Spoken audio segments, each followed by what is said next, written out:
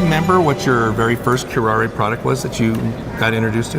Yes, in my residency at the Dental College of Georgia, I was introduced to PANAVIA and the APC protocol for zirconia. What year was that? So that would have been 2015. Oh, you're so young. 2015. And Yes. so you never really had to struggle like we did back in the day with cements that just like dissolved in saliva and fell off. You were already, when it came to you, you were well developed. What do you remember what you used it for? Was it for partial coverage restorations, full coverage restorations? Full coverage restorations, so full mouth rehabilitations where we placed our margins super gingival. We didn't have super tall crown preparations, and while we had, pretty adequate resistance and retention form, maybe we want a little extra, with bonding zirconia.